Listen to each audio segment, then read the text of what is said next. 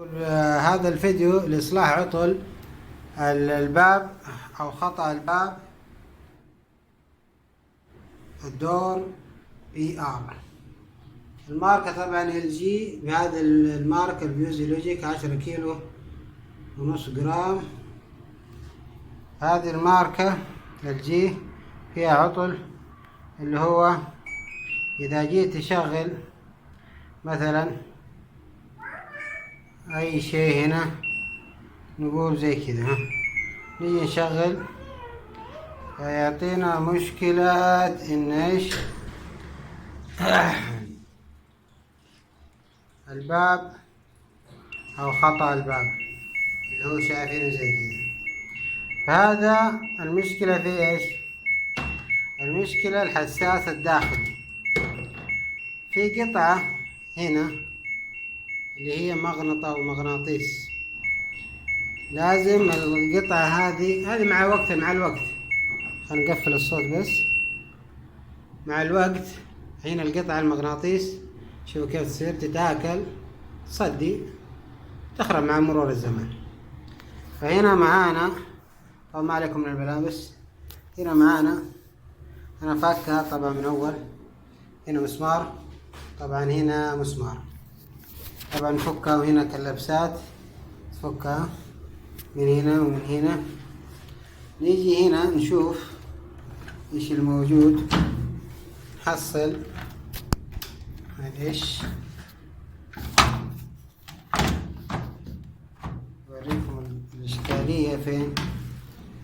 الاشكالية هنا، شايفين هنا تحديدا. خلينا نفكها طبعا دقائق. طبعا انا ماسك الجوال، ايوه كذا حلو، تمام. فكها، خلينا نفصل الكهرباء. طبعا اجي افك هنا في هذا مسمار، مسمارين، 3، 4 مسامير. طبعا انا مثبتها هنا، باقي المسمار هذا مثبت برضه. فكه، بعد ما نفكه ايش نسوي؟ اوريكم عشان السنسر. هذا هنا السنسر، هنا السنسر اللي لابد يكون مقابل قطعة مغناطة او قطعة مغناطيس. هذا هو السنسر، لو واضح شايفينه. هذا هو السنسر اللي نبغى نحل الموضوع، الإشكالية اللي فيه. طيب ايش راح نعمل؟ نرجعها زي ما كانت، تمام. نشد المسامير، طبعا 4 مسامير، معليش روح 100. اوكي، هنا نيجي المسمار الأول، المسمار الثاني، المسمار الثالث، باقي معانا المسمار الرابع،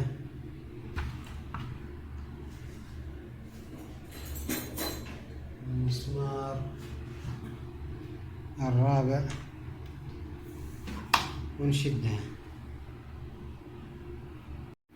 بعد ما شديناها طبعا خلصنا من الشد،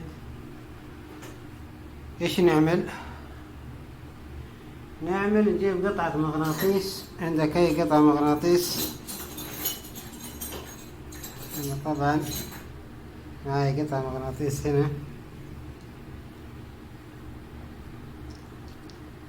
زي هذه، احطها هنا. يحتاج طبعا غرة اللي هو سوبر جلو. هذه القطعة المغناطيس، طبعا شايفين قطعة مغناطيس، هذه اختها، هذه اختها.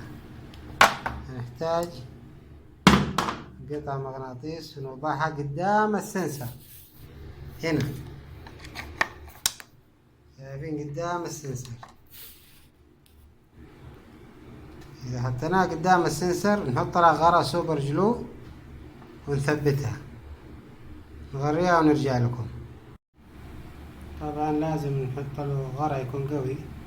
أنا عندي هذا الغرا اللي هو سوبر جلو، طبعا جدا ممتاز جيد قوي أيضا. أحطه قدام طبعا اللي هو الحساس زي ما قلنا كذا. إن شاء الله إن انحلت المشكلة اللي هي مشكلة السنسر. بعد ما حلينا وركبنا الآن هذه القطعة خلاص، يعني أي قطعة مغناطيس مو شرط تكون نفس الحجم، هذا قطعة تكون مغناطيس بس تحطها قدام الحساس كذا وتغريها مضبوط عشان ايش لا تتحرك بعدين مع حركة الغسالة وكذا، وخلاص بكذا تكون انحلت الموضوع. نرجع نركبها نتأكد من حل المشكلة. نيجي الآن نشوف نفك ونركبها نثبتها مضبوط. قبل التثبيت طبعا مضبوط نرجع نشغل نشوف تمام. نشغل على أي برنامج طبعا ونبدأ نعمل لها تشغيل ونشوف. راح تشتغل طبعا من دون ما تقفل البوابة. اها الإشكالية وين حتكون؟ قفل اعمل تشغيل نشوف.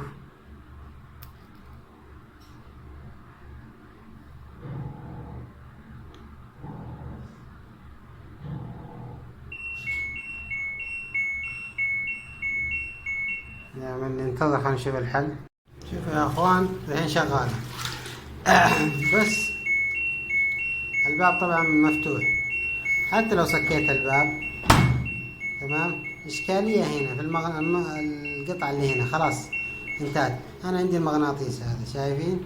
أنا أفك البوابة تمام.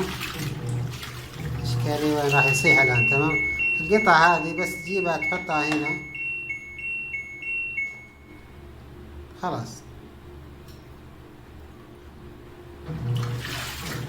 يشتغل معك.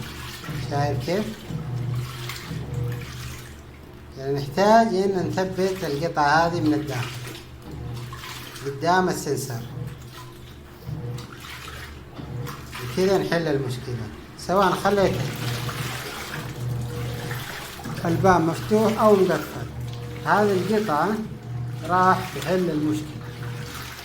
نركبها ونرجع لها. طبعا ثبت القطعة المغناطيس أنا هنا بغرا اللي هو غرا يسميه عندنا السوبر جلو أو الأمريكي والحار أيا كان، المهم اللي هو سريع الالتصاق. وكذا ننتظر ينشف شوية وكذا إن شاء حلينا المشكلة نرجع لكم. طبعا الآن نجرب نشوف ايش يصير معانا بعد ما ركبنا القطعة المغناطيسية ونشوف ايش يحصل معانا. طبعا الباب الآن مفتوح. نشغل القطعة الممغنطة والمغناطيس داخل بعد التثبيت. طب الآن شغالة نشوف برضو نفس الطريقة راح تصيح. إشكالية فيش ماني عارف. هل نثبت القطعة هنا؟ ماني عارف. أرجع لكم. بعد ما ركبنا القطعة المغناطيسية داخل طبعا الآن شايفين الغسالة شغالة والباب مفتوح. نقفل عشان نتأكد هي شغالة. الباب طبعا مفتوح الآن. نشغل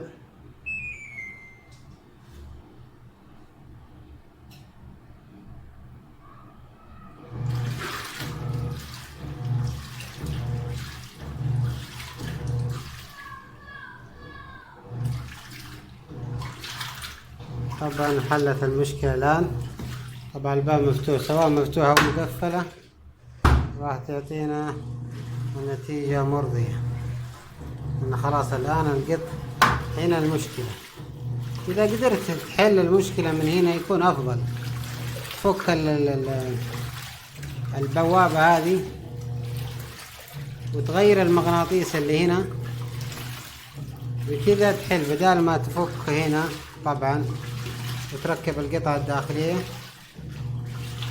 أنا ركبتها داخليا هنا وخلاص، بكذا خلصنا.